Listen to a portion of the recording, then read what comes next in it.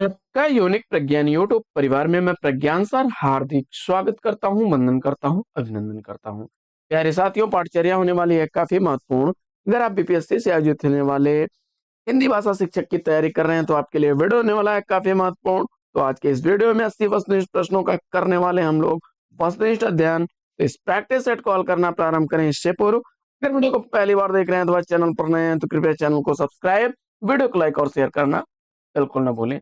आपके like share subscription से हमको मिलता है पुनर्वलन ऐसी ही पाठचर्या प्रतिदिन लाने के लिए। तो मुझे उम्मीद है कि आप अपना प्यार दुलार स्नेह देंगे और वीडियो को ज्यादा से ज्यादा लाइक और शेयर करेंगे। तो बिना समय गंवाए प्रारंभ करते हैं पाठचर्या और देखते हैं आज की पाठचर्या के प्रैक्टिस सेट का पहला प्रश्न।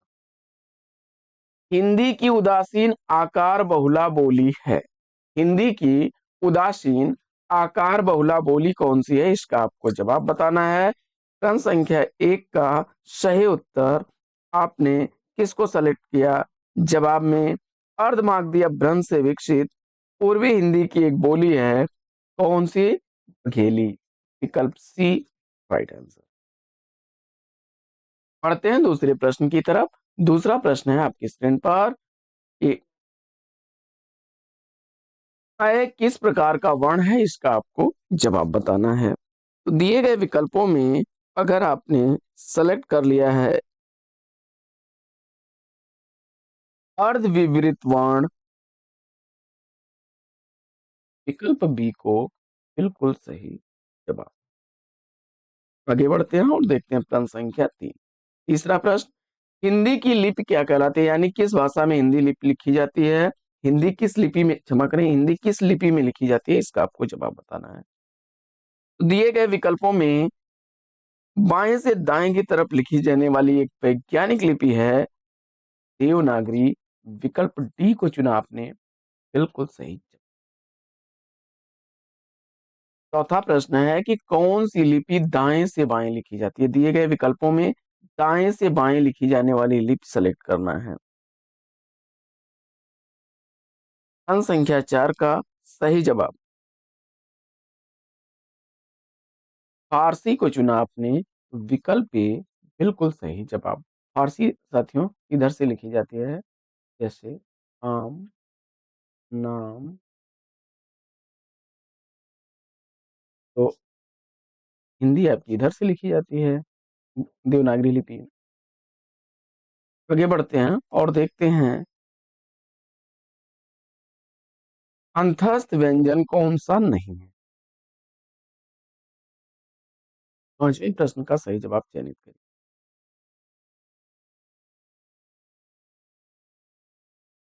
य र ल व, य र ल, ये अंतस्थ व्यंजन है।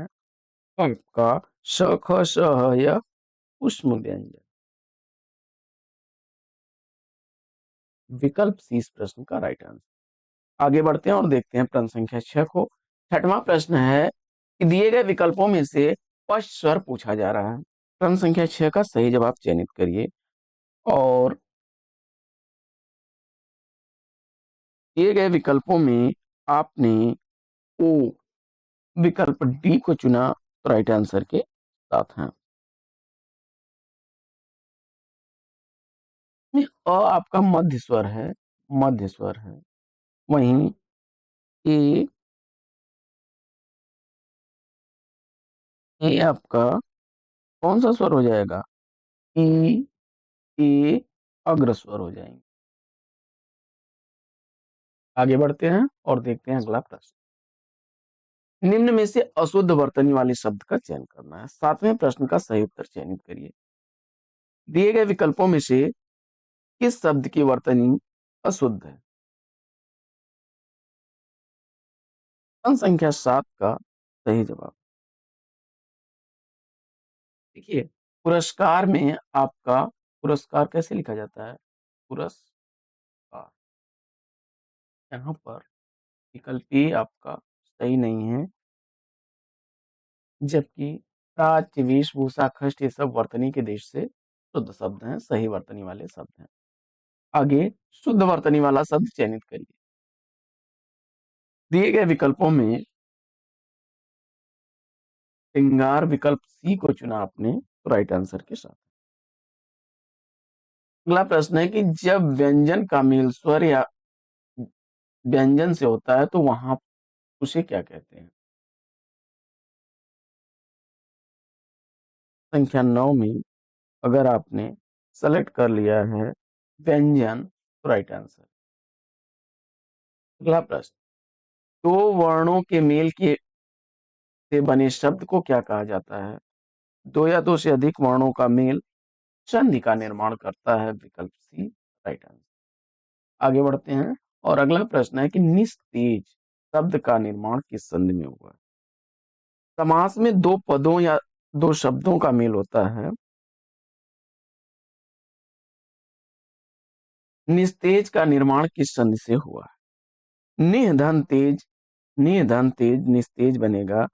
सन संख्या विसर्ग संधि का उदाहरण है 11वीं का सही जवाब विकल्प सी सही होता है। आगे, रविशुद्ध किसका पर्यायवाची शब्द है? इसका आपको जवाब बताना है। प्रश्न संख्या 12 का सही जवाब चयनित करिए। रविशुद्ध किसका पर्यायवाची शब्द है? प्रश्न संख्या 12 का राइट आंसर घोड़ा, विकल्प डी को चुन लिया आपने सही जवाब के साथ। आगे बढ़ते हैं और देखते हैं प्रश्न संख्या 13 को। 13वां प्रश्न है कि निर्वासित शब्द में प्रत्यय पूछा जा रहा है। प्रश्न संख्या 13 का सही जवाब आपने सेलेक्ट किया किसको? इत प्रत्यय, विकल्प सी को राइट आंसर के साथ। अगला प्रश्न है कि चीड़ी मार शब्द में समास पूछा जा रहा है। प्रश्न संख्या 14 का सही जवाब आपने सेलेक्ट कर लिया विकल्प ए, तत्पुरुष समास को, तो बिल्कुल सही जवाब। बढ़ते हैं आगे और देखते हैं अगला।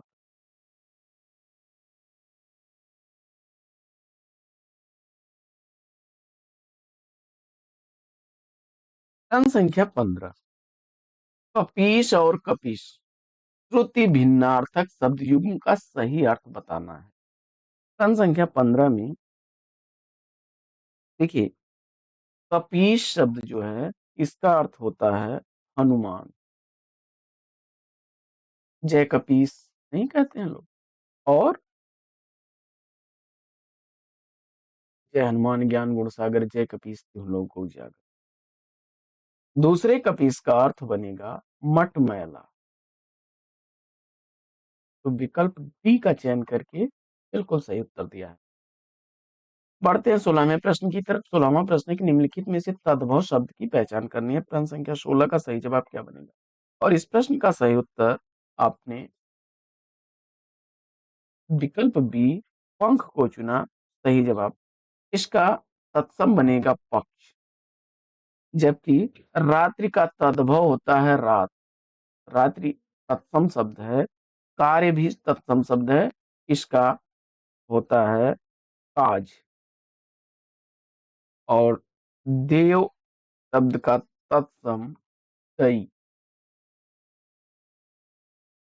आगे बढ़ते हैं और 17वां प्रश्न देखते हैं कि घुड़सवार शब्द किन दो शब्दों से मिलकर के बना है? घुड़सवार देखिए, दो शब्दों में एक हिंदी है घुड़, और सवार फारसी शब्द है। तो हिंदी और फारसी, विकल्प सी को चुना आपने सही जवाब के साथ है। प्रश्न संख्या 18, ड्रामा प्रश्न है कि आर्द्र का विपरीतार्थक शब्द पूछा जा रहा है। प्रश्न संख्या 18 का सही जवाब आपने इसको सेलेक्ट किया शुष्क, विकल्प डी को बिल्कुल सही जवाब के साथ है। आगे बढ़ते हैं और देखते हैं प्रश्न संख्या 19 को। 19वां प्रश्न है कि जो किए गए उपकारों को मानता हो वाक्यांश के लिए एक शब्द पूछा जा रहा है। प्रश्न संख्या 19 का सही जवाब कृतज्ञ, विकल्प बी को चुन लिया तो राइट आंसर के साथ। अगला प्रश्न है कि आय शब्द में कौन सा लिंग है? प्रश्न संख्या 20 का सही जवाब आय शब्द में लिंग पूछा जा रहा है, और इस प्रश्न का जवाब आपने सेलेक्ट कर लिया है किसको? विकल्प बी स्त्रीलिंग को राइट आंसर के। अगला प्रश्न है कि संज्ञा के जिस रूप से किसी वस्तु के अलग होने का भाव प्रकट हो उसे क्या कहते हैं? संज्ञा के जिस रूप से किसी वस्तु के अलग होने का भाव प्रकट हो उसे क्या कहते हैं? प्रश्न संख्या 21 का सही जवाब आपने इसको सेलेक्ट किया विकल्प सी, अपादान कारक को राइट आंसर के साथ है। अगला प्रश्न है कि प्रयोग के अनुसार सर्वनाम के कितने भेद हैं? प्रश्न संख्या 22 का सही जवाब चयनित। प्रयोग के अनुसार सर्वनाम का भेद पूछा जा रहा है और प्रश्न संख्या 22 का सही उत्तर प्रयोग के अनुसार सर्वनाम की 6 भेद हैं। विकल्प सी राइट आंसर। आगे बढ़ते हैं और देखते हैं अगला प्रश्न। अगला प्रश्न है कि दोनों किस प्रकार का विशेषण? प्रश्न संख्या 23 का सही जवाब चयनित। प्रश्न संख्या 23 का राइट आंसर आपने सेलेक्ट कर लिया विकल्प बी समुदायवाचक विशेषण राइट आंसर के साथ। आगे बढ़ते हैं और देखते हैं अगला प्रश्न। अगला प्रश्न है कि प्रयोग के अनुसार वाक्य के कितने भेद हैं? प्रश्न संख्या 24 का सही जवाब सेलेक्ट करिए।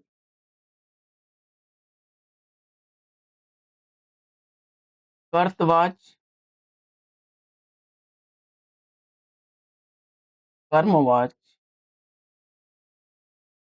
और भाववाच्य, ये 3 भेद हैं। प्रयोग के अनुसार वाच्य 3 तरह का होता है। विकल्प बी राइट आंसर। अगला प्रश्न है किसी वस्तु, व्यक्ति और स्थान के नाम को क्या कहा जाता है? आसान सा जवाब संज्ञा चुना आपने तो राइट आंसर है। संज्ञा के 5 भेद होते हैं। कौन कौन से?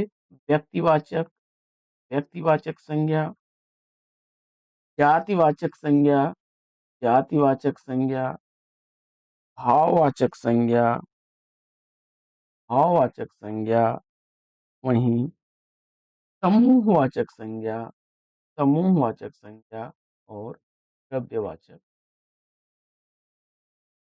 ये व्यक्तिवाचक, जातिवाचक, भाववाचक, समूहवाचक और द्रव्यवाचक, ये 5 भेद संज्ञा माने जाते हैं। आगे बढ़ते हैं और देखते हैं प्रश्न संख्या 26वां प्रश्न है कि संख्यावाचक विशेषण का प्रयोग इसमें से किसमें हुआ है? प्रश्न संख्या 26 में बहुत ही आसान सा जवाब होगा। संख्या का मतलब ही हो गया जिसमें अंक आ जाए और दिए गए विकल्पों में आपने इस घर में 15 लोग रहते हैं। कितने लोग रहते हैं? 15। विकल्प बी इसका सही जवाब। आगे बढ़ते हैं और देखते हैं अगला प्रश्न। अगला प्रश्न है कि वे शब्द जिनके रूप में लिंग, वचन, पुरुष काल आदि व्याकरण कोटियों के प्रभाव से कोई परिवर्तन नहीं होता क्या कहलाते हैं?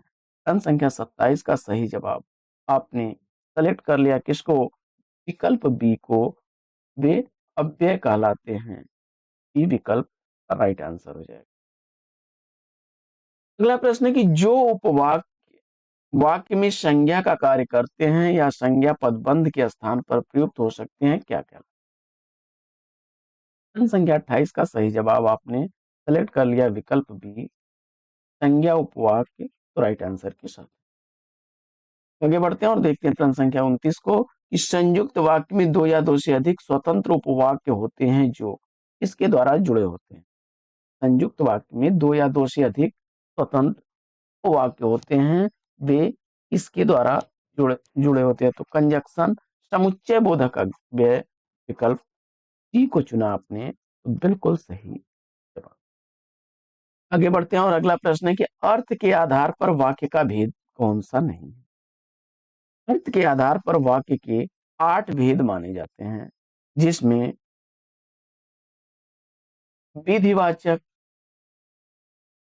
विधिवाचक, निषेधवाचक, आज्ञावाचक, आज्ञावाचक, इसके बाद आपका संदेहवाचक, संदेहवाचक के बाद विधानवाचक, आपका जबकि विशेषण इसमें सही नहीं है, विशेषण सही नहीं है। प्रश्नवाचक, विस्मयवाचक और इच्छावाचक तथा संकेतवाचक ये भेद होते हैं। आगे बढ़ते हैं और देखते हैं अगला प्रश्न। प्रश्न संख्या 31 है कि अशुद्ध वाक्य का चयन कीजिए। प्रश्न संख्या 31 में अशुद्ध वाक्य कौन सा है? दिए गए विकल्पों में आपने किसको चुना?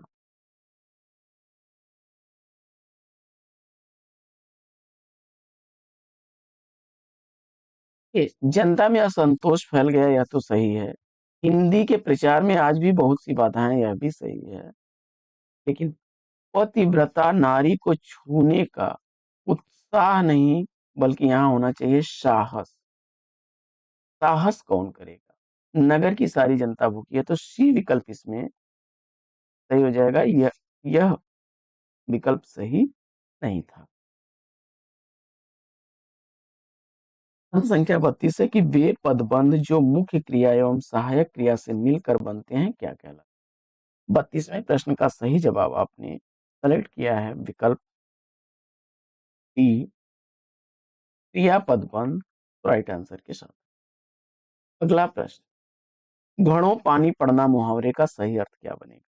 प्रश्न संख्या 33 का सही जवाब चयनित करिए। घड़ों पानी पड़ना मुहावरे का अर्थ अत्यंत लज्जित होना, विकल्प ए को चुना तो राइट आंसर के साथ है। अगला प्रश्न है कि केवल बाह्य प्रदर्शन के लिए लोकोक्ति प्रयुक्त होती है। प्रश्न संख्या 34 का सही जवाब ऊंची दुकान फीके पकवान, विकल्प बी को चुना तो राइट आंसर के साथ है। आगे बढ़ते हैं और देखते हैं अगला।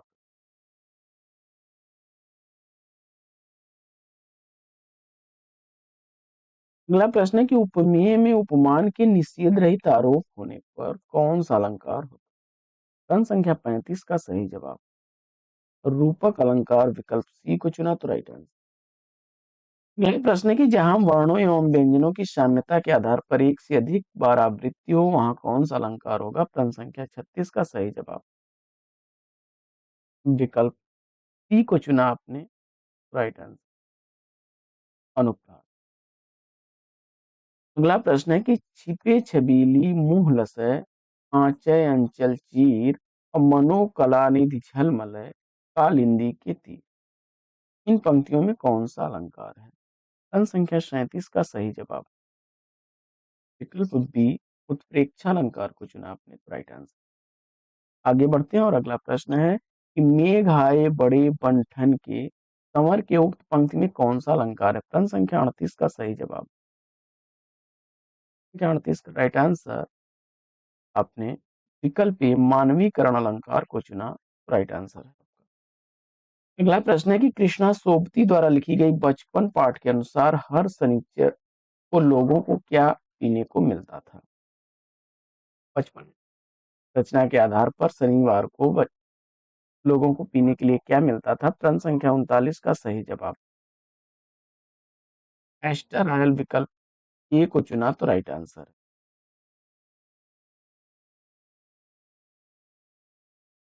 अगला प्रश्न, चांद से थोड़ी सी गप्पे कविता किसके द्वारा लिखी गई? उत्तर में आपने शमशेर बहादुर सिंह, विकल्प डी को चुना तो राइट आंसर। अगला प्रश्न है कि सागर ने रास्ता छोड़ा पर्वत ने शीश झुकाया पंक्ति की रचनाकार कौन है? प्रश्न संख्या 41 का सही जवाब ताहिर लुधियानवी को चुना आपने तो डी विकल्प बिल्कुल सही जवाब है। साथ ही हाथ बढ़ाना कविता से अवतरित है। अगला प्रश्न है कि वीर सैनिकों के मन में था अपने पुरखों का अभिमान, यह पंक्ति किसके द्वारा रचित है? प्रश्न संख्या 42 का सही जवाब चयनित करिए और इस प्रश्न का राइट आंसर आपने किसको चुना? सुभद्रा कुमारी चौहान, विकल्प बी को तो राइट आंसर के साथ है। आगे बढ़ते हैं और देखते हैं अगला प्रश्न। अगला प्रश्न है कि हाथ पकड़ फिर सदा हमारे साथ नहीं फिरता दिन रात, हाथ पकड़ फिर सदा हमारे सदा साथ नहीं फिरती दिन रात, यह पंक्ति किसके द्वारा लिखी गई है? हाथ पकड़ फिर सदा हमारे साथ नहीं फिरती दिन रात, इन पंक्तियों का रचनाकार आपने चयनित कर लिया। मैं सबसे छोटी हो जाऊं कविता से अवतरित, मैं सबसे छोटी हो जाऊं कविता से अवतरित, यह सुमित्रा नंदन पंत की पंक्तियां हैं, विकल्प ए राइट आंसर। अगला प्रश्न है कि नौकर नामक निबंध के अनुसार किस समय गांधी ने घायलों को स्ट्रेचर पर लादकर 25-25 मील तक ढोया था? प्रश्न संख्या 44 का सही जवाब बोअर युद्ध के समय, विकल्प ए इसका राइट आंसर है।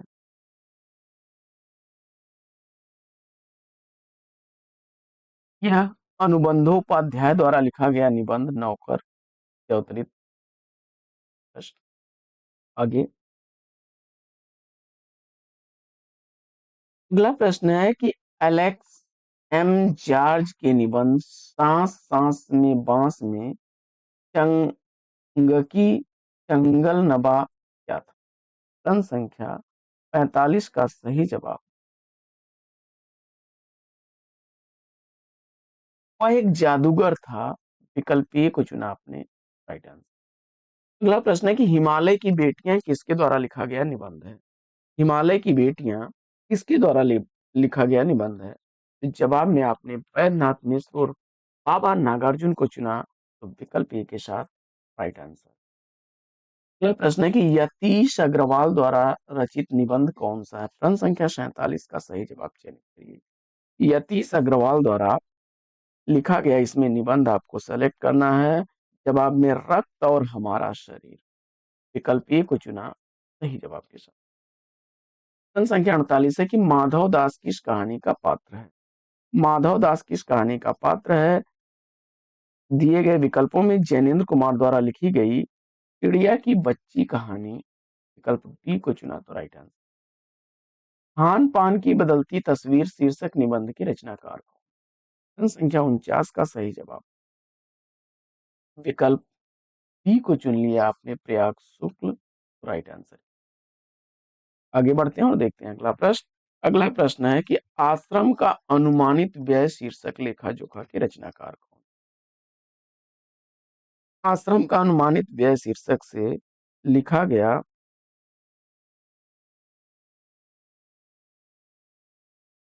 लेखा जोखा जो है यह किसकी रचना है? महात्मा गांधी की। मोहनदास करमचंद गांधी, विकल्प ए को चुना, राइट आंसर। आगे बढ़ते हैं और लक्ष्मण की पत्नी उर्मिला किसकी पुत्री थी? लक्ष्मण की पत्नी उर्मिला किसकी पुत्री थी? प्रश्न संख्या 51 का सही जवाब, जनक की, विकल्प ए को चुना, तो राइट आंसर है। आगे, राम को कितने वर्षों का वनवास हुआ था? प्रश्न संख्या 52 का सही जवाब, 14 वर्ष चुना आपने, तो सही जवाब है। अगला प्रश्न है कि खर और दूषण किसके सौतेले भाई थे? तो खर और दूषण सुपर्णखा के सौतेले भाई थे, विकल्प सी राइट आंसर। यह प्रश्न है कि गिद्धराज जटायु के भाई का नाम क्या था? जटायु के भाई का नाम संपाति था, विकल्प बी सही जवाब। अगला प्रश्न है कि उस वैद्य का क्या नाम था जिसने संजीवनी बूटी से लक्ष्मण का उपचार किया? प्रश्न संख्या 55 का सही जवाब, सुखेण वैद्य, विकल्प बी को चुना, तो सही जवाब के साथ है। अगला प्रश्न है कि गंगा ने अपने कितने पुत्रों को नदी में फेंक दिया था? प्रश्न संख्या 56 का सही जवाब,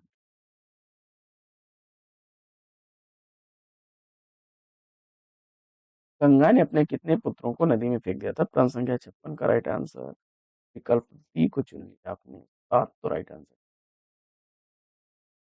अगला प्रश्न है कि अंबिका और अंबालिका किसकी रानियां थी? प्रश्न संख्या 57 का सही जवाब, विचित्र वीर्य, विकल्प ए को चुना, तो राइट आंसर। आगे बढ़ते हैं और देखते हैं। अगला प्रश्न है कि कुंती भोज कन्या, तुम किसी भी देवता का ध्यान करोगी तो वह अपने ही समान एक तेजस्वी पुत्र तुम्हें प्रदान करेगा, यह कथन इस ऋषि का है। दिए गए विकल्पों में आपने जवाब सेलेक्ट किया है इसको, दुर्वासा ऋषि को, तो विकल्प ए राइट आंसर। आगे बढ़ते हैं और देखते हैं अगला प्रश्न। अगला प्रश्न है कि बेटा वीर पांडवों के साथ संधि करके आधा राज्य उन्हें दे देना ही उचित है, दुर्योधन से यह कथन किसने? प्रश्न संख्या 59 का सही जवाब, भीष्म को चुना आपने, तो बी विकल्प बिल्कुल सही। आगे बढ़ते हैं और देखते हैं प्रश्न संख्या 60 को कि अर्जुन कुछ कुचक रचकर ही इनको परास्त करना होगा, आज अगर परास्त न हुए तो ये हमारा सर्वनाश कर देंगे, इसलिए किसी को आचार्य द्रोण के पास जाकर यह खबर पहुंचानी चाहिए कि अश्वत्थामा मारा गया। प्रश्न संख्या 60 का सही जवाब चयनित करें। संख्या 60 में सही जवाब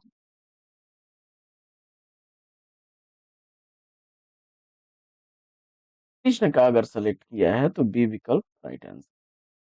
अगला प्रश्न है कि लाख की चूड़ियां शीर्षक कहानी का प्रमुख पात्र पूछा जा रहा है और इस प्रश्न का जवाब आपने बदलू को चुना। बिल्कुल सही जवाब कामतानाथ द्वारा लिखी गई यह कहानी है। कामतानाथ द्वारा लिखी गई कहानी। आगे दीवानों की हस्ती किस विधा की रचना है? तो यह रचना भगवती चरण वर्मा द्वारा लिखी गई कविता विधा की रचना है। बी विकल्प बिल्कुल सही जवाब। अगला प्रश्न है कि कदम मिलाकर चलना होगा शीर्षक कविता के रचनाकार कौन है? काफी चर्चित रचना है और जवाब में अटल बिहारी वाजपेयी जी विकल्प ए को चुना तो राइट आंसर। अगला प्रश्न है कि पहली बोलती फिल्म आलम आरा बनने बनाने वाले फिल्मकार का नाम बताइए। मुदेशिर एम ईरानी विकल्प बी को चुना। बिल्कुल सही जवाब। आगे बढ़ते हैं और अगला प्रश्न है कि पानी की कहानी किसके द्वारा लिखा गया निबंध है? पानी की कहानी निबंध के निबंधकार रामचंद्र तिवारी हैं। विकल्प ए इस प्रश्न का राइट आंसर। अगला प्रश्न है कि चांद बीबी ने किस किले की सुरक्षा हेतु चांद बीबी ने किस किले की सुरक्षा हेतु अकबर की शाही सेना के विरुद्ध युद्ध किया था? इसका आपको जवाब। प्रश्न संख्या 66 का सही उत्तर आपने सेलेक्ट कर लिया अहमदनगर के किले के लिए। विकल्प ए इस प्रश्न का राइट आंसर। अगला प्रश्न है कि एशिया की शक्ति कम होने पर कौन सा द्वीप आगे बढ़ा? प्रश्न संख्या 67 का सही जवाब यूरोप द्वीप। विकल्प ए को चुना राइट आंसर। अगला प्रश्न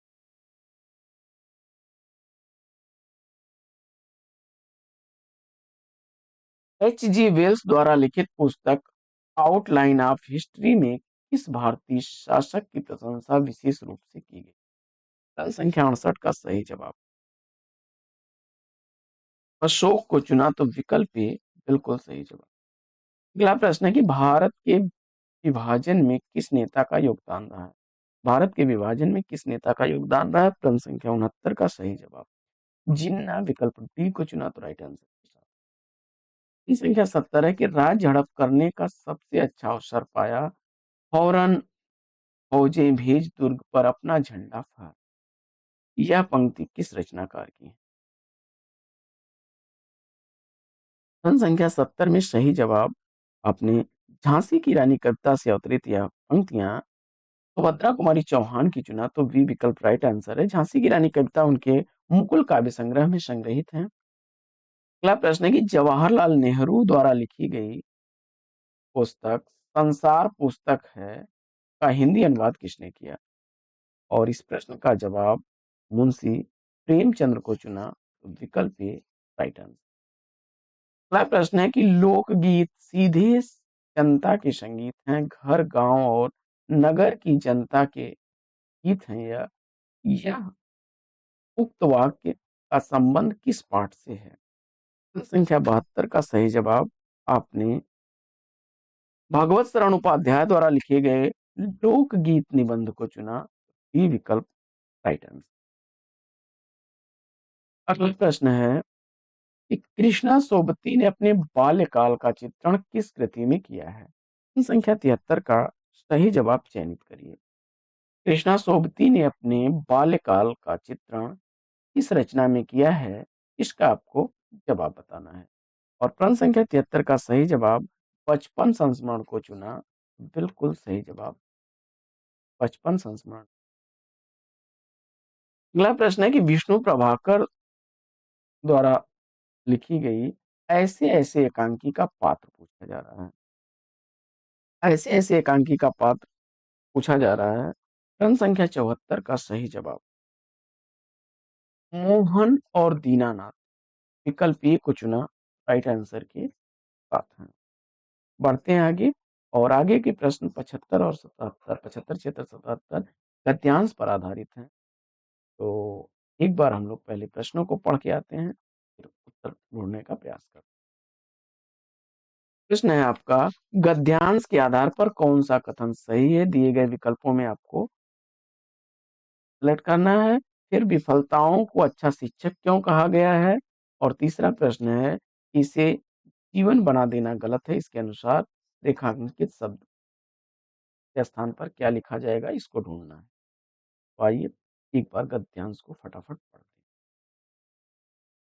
तो विश्व में बहुत से ऐसे लोग हैं जिन्होंने असफल होने के बावजूद हार नहीं मानी, जिन्होंने असफल होने के बावजूद हार नहीं मानी और अंत में सफल हुए। विफलता से बेहतर कोई भी शिक्षक नहीं है। विफलता हमें यह सवाल करने का मौका देती है कि मुझसे क्या गलत हुआ। हार जीत की क्रियाएं हार जीत जीवन की क्रियाएं हैं, इसे जीवन बना देना गलत।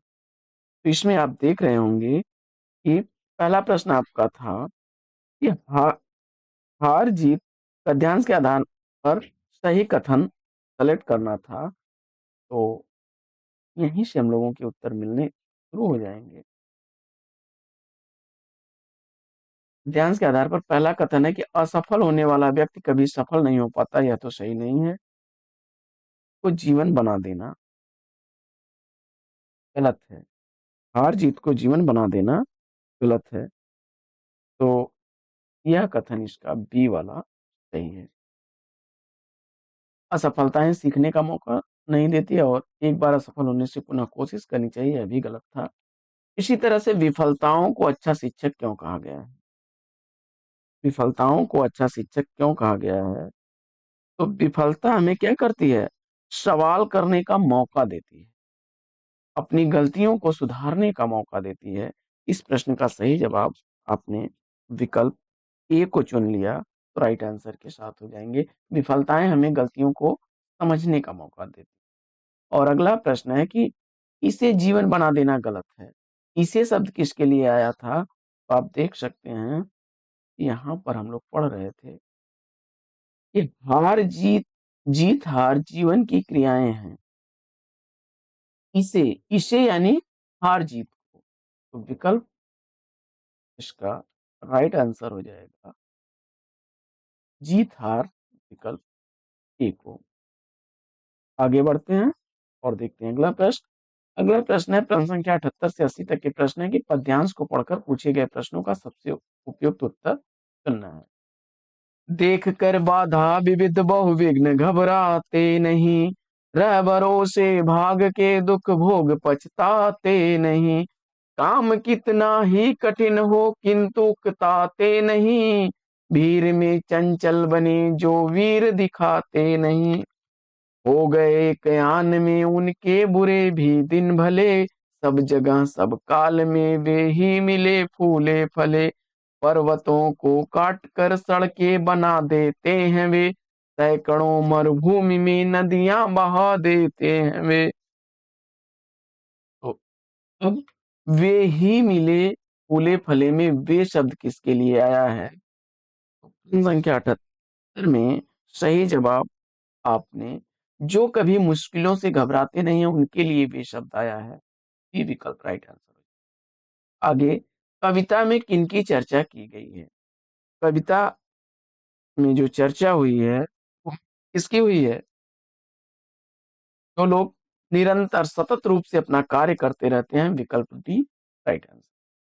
अगला प्रश्न है कि अथक परिश्रम करने वाले व्यक्तियों की पहचान पूछा जा रहा है। प्रश्न संख्या 80 का सही जवाब विकल्प ई को चुना, राइट आंसर के साथ है। तो किसी भी काम से घबराते नहीं है, ये विकल्प नहीं जवाब। तो साथियों, आज का यह प्रैक्टिस सेट लेगा यहीं पर विराम। प्रैक्टिस से संबंधित पीडीएफ प्राप्त करने के लिए आप हमारा टेलीग्राम चैनल यूनिक प्रज्ञान ज्वाइन कर सकते हैं।